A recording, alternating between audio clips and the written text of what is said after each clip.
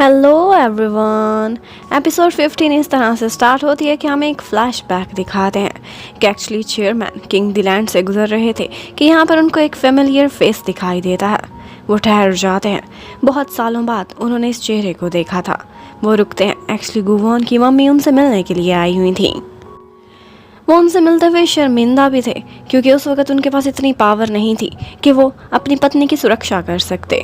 वो एक डिसअपॉइंटेड से फेस के साथ उसका हाल चाल पूछते हैं तो मम्मी कहती हैं, तुम्हें अच्छे से पता होगा कि एक गुमनामी की ज़िंदगी जैसी मैं गुजार रही हूँ वो गुजारना बहुत मुश्किल है, लेकिन ये सब कुछ मैं गुवॉन के लिए कर रही हूँ। लेकिन जैसे ही मुझे पता चला है कि हिस्ट्री खुद को रिपीट कर रही है, जो मेरे साथ तुम्हारे साथ हुआ तुम वही गुवॉन के साथ करने जा रहे हो, तो मुझसे रुका नहीं गया और अब मैं तुम्हें वॉर्न करने आ रही हूँ। जो मैंने सफ़र किया है मेरा बेटा इस तरह से नहीं करेगा।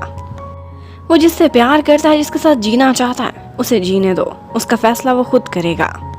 और यहाँ पर हमें ये भी पता चलता है कि एक्चुअली मम्मी को उनके ससुर जी यानी कि गुवॉन के दादाजी ने ये धमकी देकर डैड की ज़िंदगी से निकाला था कि अगर तुम चाहती हो कि हम तुम्हारे बेटे को प्रोटेक्ट करें तो तुम गुवॉन के डैड की लाइफ से निकल जाओ। अब ये मम्मी की चॉइस थी कि वो गुवॉन से मिलती हैं कि नहीं। वो उसके ऑफिस के बाहर खड़ी हुई थी कि यहाँ पर वो गुवॉन को गुजरते हुए देखती हैं। वो खुद को रोक नहीं पाती और उसे आवाज़ दे बैठती हैं। वो उसकी तरफ एक कदम बढ़ाती हैं तो गुवॉन 2 कदम पीछे हट जाता है। ये वो मोमेंट था जब उन्हें रियलाइज़ होता है कि गुवॉन बहुत बड़ा हो गया है और वो उसे आगे बढ़कर हक करने का अधिकार नहीं रखती अब। अब गुवॉन उनको मिलने के लिए एक ऑफिस में बिठाता है। उनके बीच बिल्कुल इतना फासला था कि जैसे वो कोई बिजनेस मीटिंग कर रहा हो। वो अपनी मम्मी से कहता है कि मुझे आपके जाने की हर वजह मालूम पड़ गई है और मैं समझ सकता हूँ कि आप उस वक्त मजबूर थी, इसीलिए आपको ये कदम उठाना पड़ा। उसकी मम्मी बहुत सॉरी बोलती हैं, लेकिन वो कहता है कि आपको सॉरी फील करने की कोई ज़रूरत नहीं। मुझे तो आपकी कोई यादें भी नहीं रही थी और ना ही मैंने आपको ज़्यादा मिस करा था। मेरी लाइफ में कोई कमी नहीं थी। वो अपनी मम्मी से अच्छे से तो बात करता है, लेकिन उसका बिहेवियर इतना कोल्ड था कि मानो ऐसे मालूम होता था कि जैसे वो कोई बिजनेस पार्टनर से बात कर रहा हो। और उसके बाद वो उठकर उस कमरे से बाहर चला जाता है। लेकिन जैसे ही वो बाहर निकलता है उसका सारा कॉन्फिडेंस ख़त्म हो गया था। मानो उसके पैर उसका साथ ही नहीं दे रहे थे। वो चलते हुए लड़खड़ा जाता है। उसकी आंखें आंसुओं से भरी हुई थीं और ये वो लम्हा था जब उसे फील होता है कि उसे वापस कमरे में जाना चाहिए। अब की बार वो जाता है और सीधा जाते ही अपनी मम्मी को हक कर लेता है। और मम्मी को फील हुआ था कि उनका गुवॉन बड़ा तो हो गया है, लेकिन ये आज भी उनसे उतना ही प्यार करता है जितना बचपन में करता था। जबकि उधर सारंग से लोग क्वेश्चन करते थे कि अभी तक तुम्हारा बॉयफ्रेंड तुमसे मिलने के लिए नहीं आया, कहीं उसने ब्रेकअप तो नहीं कर लिया तुमसे। लेकिन सारंग का कहना था कि एक्चुअली वो बहुत बिजी होता है और वो टूर पर गया हुआ है। और इसके साथ ही हमें ये भी पता चलता है कि जहाँ पर एग्जाइल होकर सारंग और बहुत सारे फेलोज आए हुए थे, वो ब्रांच एक्चुअली बिकने वाली है। और वहाँ का हेड उनको वार्न भी कर देता है कि अपनी अपनी नई जॉब तलाश कर लो क्योंकि ये क्लोज होने वाला है। सारंग को बहुत दुख होता है क्योंकि सारे एम्प्लॉयज़ इतनी मेहनत करते थे, वो सभी डिसअपॉइंटेड हो जाएं, ये वो कभी भी नहीं चाहती थी। फिर भी वो अपना काम बहुत दिल लगा कर वहाँ पर कर रही थी। एक दफ़ा वो होटल के बाहर खड़ी कुछ चेकिंग कर रही होती है कि पीछे से गुवॉन आ जाता है। वो मुड़कर उसे देखती है और एक स्माइल के साथ उससे पूछती है कि तुम्हारा ट्रिप कैसा रहा।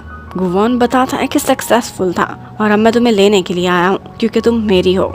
तुमने जितना सहना था सह लिया, अब तुम मेरे साथ चलने वाली हो। लेकिन उसी समय उसे कॉल आती है और मैनेजर उसे काम करने के लिए अंदर बुला लेती है। अब सारंग जाते जाते गुवॉन से कहती है कि आओ और मेरी हेल्प करो। अब अंदर ले जाकर उसे कहती है कि जैसे किंग दिलैंड में तुम मेरी हेल्प कराया करते थे, लगता है तुम्हें मेरे लेसन्स याद होंगे। चलो इन सारे टेबल्स पर कवर चढ़ाओ। और खुद सारंग और काम करने चली जाती है।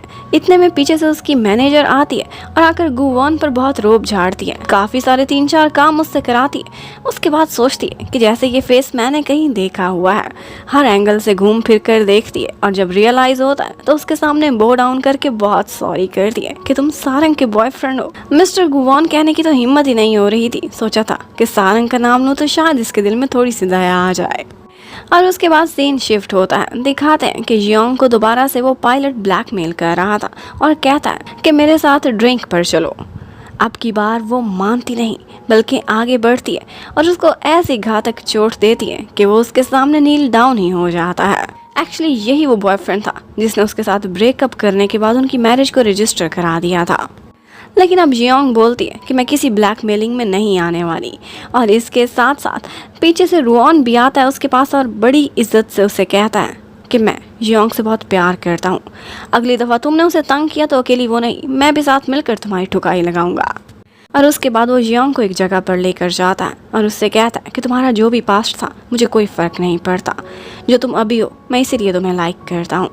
लाइफ में मुश्किलें आती रहती हैं और मैं हर बारिश में तुम्हारा छाता बनना चाहता हूँ।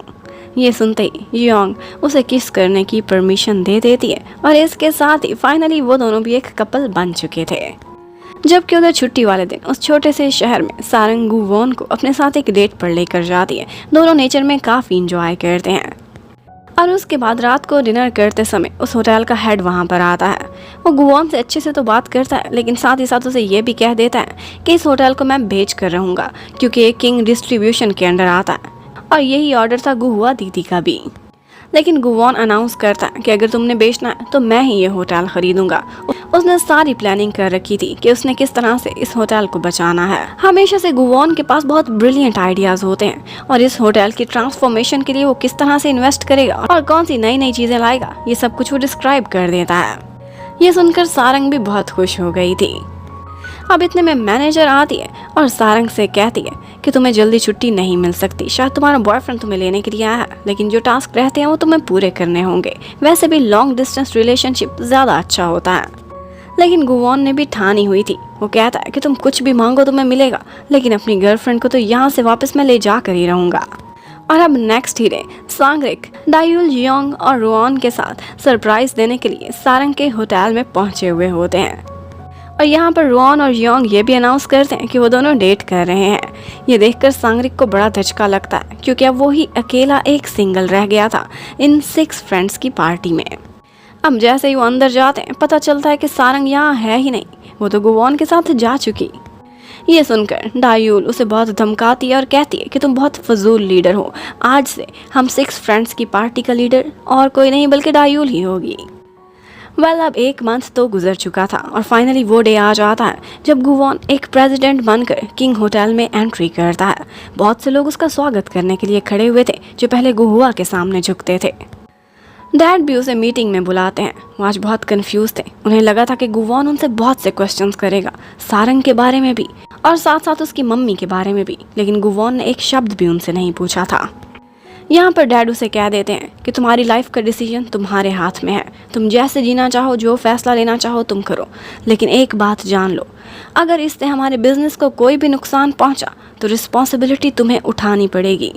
इस मीटिंग के बाद अब गुवोन को गुहुआ दीदी मिलने के लिए आती है और उसे कहती है कि तुम फिक्र ना करो, मैं ये सब कुछ तुमसे वापस छीन लूंगी। लेकिन गुवोन का कहना था कि मैं आपसे कोई लड़ाई नहीं चाहता क्योंकि आप मेरी फैमिली हैं। लेकिन गुहुआ का कहना था मैंने तुम्हें कभी अपना परिवार नहीं माना। अपने हस्बैंड को तो गुहुआ टाइम नहीं देती थी तो उसने उससे डिवोर्स लेकर एक और लड़की से शादी का फैसला किया था, लेकिन गुहुआ ने उस लड़की को पैसे देकर अपने हस्बैंड की लाइफ से बाहर निकाल दिया था। इस पर हस्बैंड बहुत गुस्से में आता है। वो दोनों एक दूसरे को एक एक थप्पड़ लगाते हैं और गुहुआ आगे से कहती है कि तुम्हें क्या लगा था कि तुम्हारी लाइफ में प्यार आ जाएगा? प्यार कहीं पे भी नहीं होता, इस दुनिया में कोई किसी से प्यार नहीं करता, सब धोखा है। इस सब के बाद वो बहुत हड़ती, ड्रिंक भी करती है और रोती भी है। ऐसे में उसका बेटा जीहू उसके पास आता है जो उसे हक करता है और अपनी मम्मी को बताता है कि मैं आपसे कितना प्यार करता हूँ, मैं आपकी हर बात मानूंगा। यहाँ पर गुहुआ को शायद रियलाइज हो जाए कि उसका बेटा उसे सच में प्यार करता है, ये तो धोखा नहीं हो सकता। जबकि उधर दायुल की बॉस दोबारा से उसे धमकाने के लिए पहुंच जाती है और कहती है कि सबसे जूनियर मेंबर को फायर करो, लेकिन दायुल ने अपनी ही बॉस के खिलाफ सारे सबूत इकट्ठे किए हुए थे। वो कंपनी के अलाउंस से अपनी पर्सनल डिजायर्स पूरी करती थी, डिनर करती थी, फ्रेंड्स को, फैमिली को भी शॉपिंग कराती थी। लेकिन बॉस आगे से कहने लगती है तुम शायद मुझे ठीक से नहीं जानती, किसको मेरी कंप्लेंट करोगी? पता है हेड ऑफिस में एक डायरेक्टर मेरे जानने वाला है, तुम्हारी पहुंच उससे आगे नहीं हो सकती। लेकिन उसी टाइम पर वहाँ गुवोन आता है जो कि चेकिंग के लिए आया हुआ था। वो दायुल से मिलता है बिल्कुल एक फ्रेंड की तरह, इवन कि उसे सॉरी भी करता है कि तुम सारंग को मिलने इतनी दूर आई, और साथ ही साथ उसके लिए बहुत सारे गिफ्ट्स भी लेकर आया था। अब उसकी बॉस को समझ आती है कि डायूल की पहुंच उससे भी ऊपर है, इनफैक्ट सबसे ऊपर। जबकि सारंग अपनी ग्रैंड माँ के पास जाती है तो वो उस पर बहुत सारा गुस्सा करती है। वो किसी बात से बहुत फ्रस्ट्रेटेड थी जो अभी हमें पता नहीं चलती। जबकि उधर गुवॉन, उसने फैसला किया था कि वो सारंग को प्रपोज करने वाला है और वो उसके लिए एक बहुत सुंदर सी रिंग भी सिलेक्ट करता है। अब वो बहुत अच्छे से, बहुत हैंडसम सा तैयार होता है और सारंग को डिनर पर लेकर जाता है। ये वही जगह थी जहाँ पर पहली दफ़ा उन्होंने डिनर किया था जब सारंग की बर्थडे मनाई थी। यहाँ पर आकर आज गुवॉन को बहुत खुशी हो रही थी और उसने बाहर एक ड्रोन ड्राइवर को भी हायर करा हुआ था जो कि डजन्स ऑफ ड्रोन के साथ एक स्पेशल सीन क्रिएट करेगा जब वो प्रपोज करने वाला होगा। अब जैसे ही ड्रोन उड़ने वाले थे उसे सिग्नल मिल जाता है। वो सारंग से बात करना चाहता था लेकिन सारंग कहती है कि पहले मैं तुमसे कुछ कहना चाहती हूँ। वो उससे बोलती है कि आई थिंक हम दोनों को क्विट कर देना चाहिए। मुझे कभी कभी ऐसा लगता है कि जैसे मैं आउट ऑफ प्लेस हूँ। शायद उसे ये लगने लगा था कि वो और गुवॉन एक और दुनिया से हैं और उनका इकट्ठा होना इम्पॉसिबल है।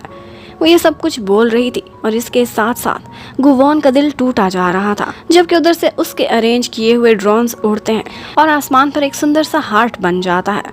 लेकिन एक्चुअली गुवॉन का तो हार्ट ब्रोकन हो चुका था और इसके साथ ही ये पार्ट खत्म होता है। लास्ट पार्ट के लिए stay connected. Thank you for watching. Bye bye.